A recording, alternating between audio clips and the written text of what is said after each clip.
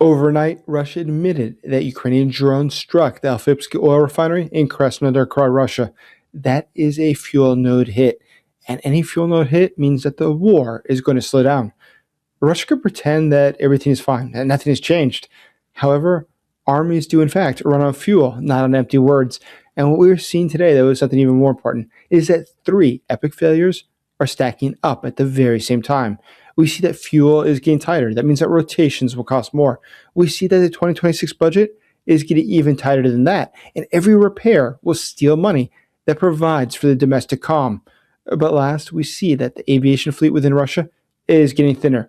Russia keeps flying by stripping parts and reviving old airframes. So is it by coincidence that Russia today loves to suddenly talk about talks, negotiations? No, it is not. There's a reason for that, though. It's because talks cost nothing. Repairs, they cost money. And so Russia today is trying to figure out how to keep alive, how to continue fighting. But Russia is essentially out of options. Because when Russia starts cannibalizing its own aviation fleet, the war is no longer in Ukraine. The war is inside of Russia.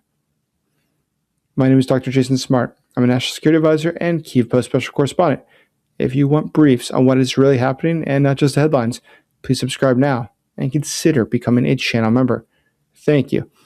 So the Afipsky oil refinery had a capacity of about 6.3 million tons per year. That works out to 125,000 barrels per day. This facility was producing diesel and jet fuel for southern Russia. It was critical, in fact, to help move the trucks, the armor, but today it won't be able to do that. Today it will not be able to supply the jet fuel needed by the Russian military. And the refinery hit forces difficult decisions on Moscow. At that point, Russia must decide. Will the civilians be protected from this? Will they be able to afford gas at the pump? Will there be regional calm? Or will the military get the supply? Will it be given to them to guarantee rotation tempo and frontline resupply? And only one of those can get it, you can be sure. It won't be the civilians of Russia. Obviously, Vladimir Putin is not worried about the common Russian. He doesn't care what they think. Up until the moment, they become envious. Up until the moment, they realize that the Putin regime is costing them too much. Consider this. It's estimated that many of these repairs can cost about $100 million or more to the oil refineries. Now, how much is that for the average Russian? Well, the average Russian cannot imagine numbers so big. Quite literally, cannot imagine. Imagine a typical worker makes about $12,700 a year, or the average teacher makes about $7,700 a year. The average doctor, $8,700 a year. That's $11,500 full annual salaries for a doctor. How can you imagine that today Russia's losing that much in just one strike? But even worse than that, to add insult to injury, is that the strikes are often done with drones that are expensive, but they cost about $200,000. That means that one attack for $200,000, it has a return on investment of 500 to 1. And that is incredible capital asymmetry. And that is before we count the downtime, the spare parts, the emergency trucking, the air defense launches. So in real terms, how effective have Ukraine's attacks on Russia's oil industry been? How much real damage have they done? Well, aside from all the time lost and the opportunity cost, there's something else that's very important. The estimated cost to fix all these different refineries works out to be about $12 to $25 billion. Now, for a country that's already in the hole for $46 billion, that's a lot of extra money to add. And Ukraine is not slowing down. And that's the key here. Ukraine understands this is the only way for it to win. It needs a paradigm shift. It needs the ability to put Russia on its toes, to make sure that it's Russia that is not driving the future of this war. As soon as Russia is given agency in that, as soon as Russia believes that it can dictate the terms of this war, Ukraine is done. Ukraine must make sure that Russia is not able to do that. And that's why attacks within Russia is the best way to achieve it. Now, for Vladimir Putin himself, well, what does he see when he looks at this? Well, first, we can be pretty sure he doesn't realize how bad it's really become. He doesn't understand the disaster their airline industry is in, for instance. Did you know that today Russia has about 700 Western-made Airbus and Boeing aircraft? Now, the sanctions have emptied out that fleet. It's become a maintenance trap. They keep their routes alive by stripping parts from some planes and then flying the other planes. But that trick works while there's still donor airplanes. But today, it's running out of donor airplanes. Russia today is desperate, though, to find a workaround. What can it do when it doesn't have more donor airplanes? And that's why they're bringing out the mothballed Tupolev 204s and the Ilyushin 96 aircrafts. Bringing them back to part of your fleet is pretty strange. It's pretty archaic, but it's more than that. Older airframes require more maintenance hours per flight hour and deliver lower scheduled reliability. Now, for Russia, when you're considering higher cost, which this will be, how do you do that when you don't have money? How do you keep it going when you realize you don't have the financial means to keep the show on the road? And that's why Russia today is talking about negotiations. And it's funny how they do that, though. And it's worth noting. It is exactly the same strategy they used during the Cold War. We saw during the SALT treaties how they behaved. And in fact, Herb Cohen wrote about it more than 40 years ago. You've seen that when you're watching the Russians, always look for the first thing they do. They set maximalist demands. And they say things that they know cannot be reached. But the idea is to anchor the conversation in that, to make that the center. Russians say they want Ukraine to surrender, to capitulate, to give up territory. And if you start with that point, that makes that the norm. And then they work back from there. But the most important thing is this. The Russians, they're not interested in making a peace deal. They're interested in buying time. They're interested in stringing along those who believe they want peace, because they realize their best bet for getting what they want is to have a paradigm shift. But in the case of Russia, they can't afford to have a paradigm shift like the one that Ukraine has. Ukraine's striking within Russia, destroying the oil industry that cuts off the money for the country. When there's no more money, it's very hard to run your country. But Ukraine being attacked by Russia is totally different. They're not the same. The attacks within Ukraine are horrific. And in fact, most people are most of the time sitting in the dark with no electricity, no hot water, and no heating. But yet, the Ukrainians wish to continue fighting.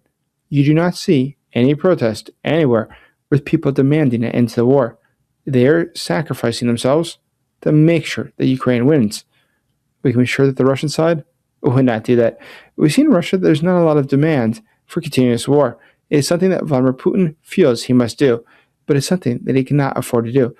But there is another factor, another game changer that is at play, and it's not being done by Ukraine nor by Russia. It's coming from a third source, but it equally affects how this is all occurring. Vladimir Putin, as we've discussed, is quite a paranoid individual. He's scared of everything. He rarely goes in public. He probably only meets with 3 to 5 people a day. And because he doesn't have a cell phone, he doesn't have a computer, he doesn't watch television, he only knows what his aides tell him. So today, how can his aides explain to him that they're flying dinosaurs? That today their budget is in the red? How can they explain another oil refinery was hit? They can't. But there is some news that Vladimir Putin does get, such as what happened to Nicolas Maduro.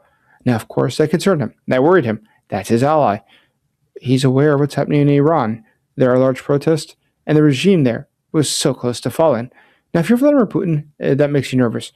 You also, though, cannot believe this is all happening by chance. You can't believe that the Iranians really would protest against their government. It must be the hands of the Americans. That is what the Russians often believe about anything that happens. But that's where it gets very interesting to see what the New York Times just came out with, saying that the American government, the White House, is interested in toppling the regime in Cuba before the end of the year.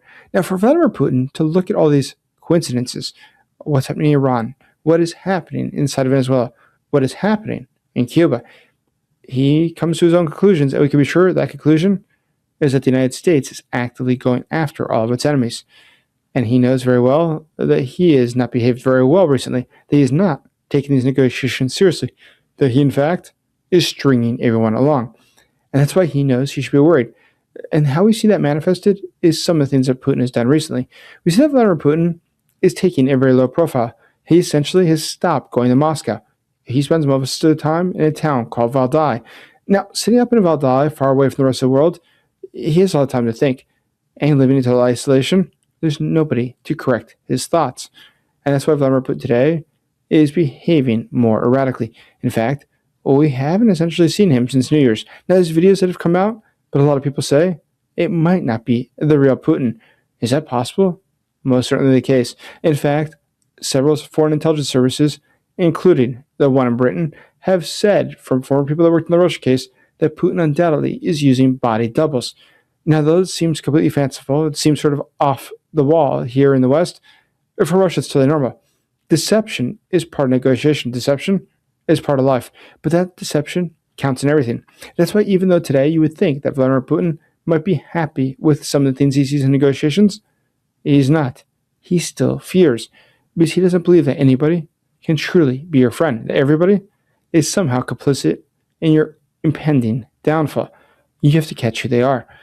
But that's why he himself is the one responsible for every problem that he's gotten himself into. Look what we see going on with the intelligence services. They're cracking down on the people in the military. It is not just that today they realize they cannot trust those around them. It's something more. It's that they realize that this regime won't last forever. The Putin regime today is very weak. It's structurally not sound.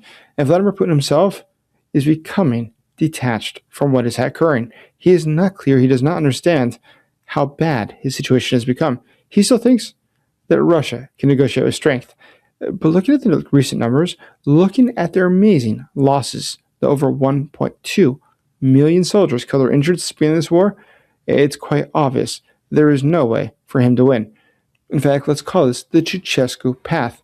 Now, you recall how Ceausescu, the late dictator of Romania, ended.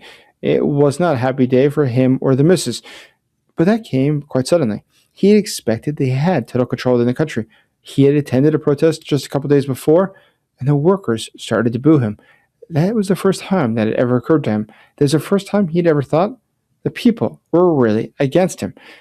But Vladimir Putin's having his own moments like that. Today, we see in Russia that more people are leaving. We see inside of Russia that those in the oligarchy are becoming dissatisfied. They're unhappy with the fact their money is disappearing. They're being taxed more, and now the government is freezing many accounts. That today, the government is actively working against them.